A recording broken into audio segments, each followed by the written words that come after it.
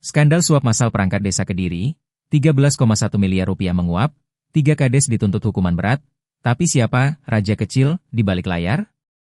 Ruang sidang Cakra Pengadilan Tipikor PN Surabaya kembali menjadi saksi bisu atas salah satu skandal korupsi terbesar di tingkat akar rumput tahun ini saat tim JPU dari Kejari Kabupaten Kediri dan Kejati-Jati membacakan tuntutan pidana terhadap 3 kepala desa, kades, yang juga pengurus inti paguyuban kepala desa, PKD. Kabupaten Kediri menerima suap atau hadiah berupa uang senilai fantastis, 13,165 miliar rupiah, dalam kasus rekayasa rekrutmen 320 perangkat desa di 163 desa 25 kecamatan C. Kabupaten Kediri pada September 2023 Januari 2024. Namun, tuntutan penjara 7 hingga 9 tahun bagi ketiga terdakwa justru membuka kotak Pandora yang lebih besar. Kemana larinya sisa uang miliaran rupiah? Siapa pejabat Forkopimcam yang menikmati aliran dana haram ini? Dan mengapa nama-nama besar penyelenggara pesta demokrasi desa tersebut seolah kebal dari dakwaan?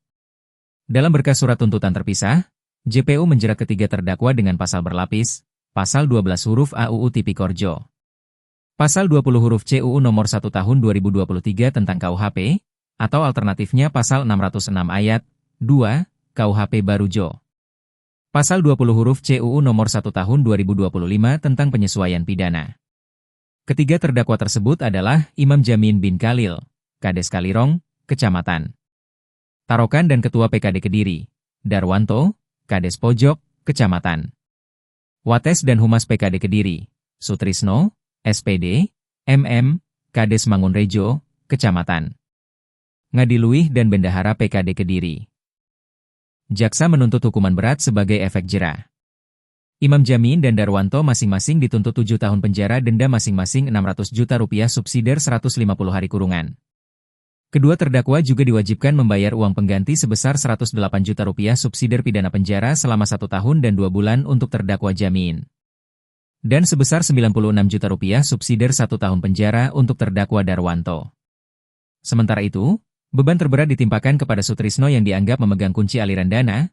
Ia dituntut 9 tahun penjara, denda 1 miliar rupiah subsidiar 190 hari kurungan dan membayar uang pengganti sebesar 3,516 miliar rupiah subsidiar pidana penjara selama 4 tahun. Meski tuntutan telah dibacakan, pertanyaan publik justru semakin memuncak. Dari total uang suap 13,165 miliar rupiah yang dikumpulkan dari 320 calon perangkat desa terpilih yang dijagokan masing-masing kepala desa, uang pengganti yang dibebankan kepada ketiga terdakwa hanya berkisar 3,7 miliar rupiah. Lalu, kemana lari sisa uang sebesar kurang lebih Rp89 miliar?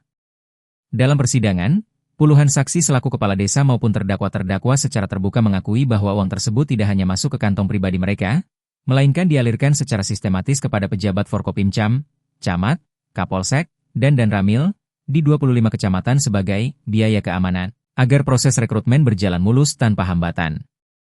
Jika ketiga kades ini dituntut sebagai penerima suap, lantas bagaimana nasib para pemberi suap dan penerima aliran dana di jajaran Forkopimcam? Apakah uang haram yang telah mereka nikmati akan dikembalikan?